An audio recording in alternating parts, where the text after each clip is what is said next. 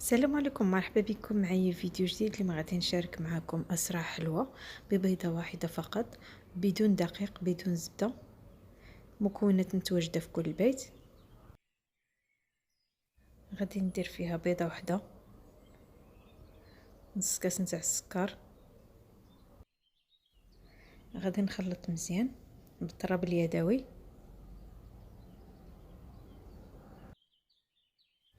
غادي نزيد نص كاس نتاع الزيت، نفس الكاس اللي عبرت به السكر هو اللي عبرت به الزيت.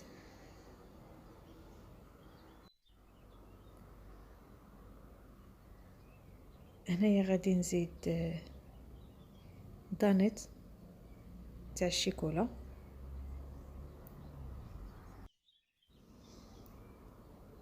درت علبه واحده.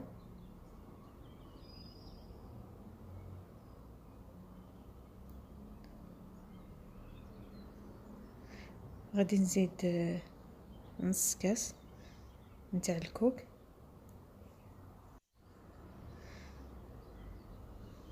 صافي غادي نخلط مزيان.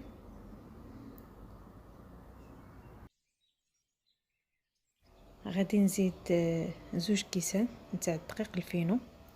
الكاس اللي عبرت به هو اللي عبرت به جميع المكونات، السكر والزيت، يعني كاس نتاع اتاي.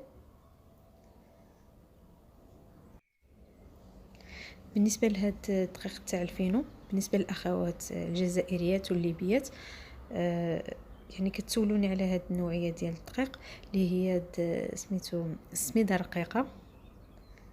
صافي زدت هنايا كيس واحد نتاع خميره الحلوى. هنا ما استعملتش انا الدقيق الابيض، درت غير الفينو. صافي غادي نخليها ترتاح واحد شويه، ضروري ما تخليوها واحد 5 دقائق عاد تشكلوها. صافي هنايا درتها في الكوك وكنحطها في الصينيه اللي غادي تدخل الفران.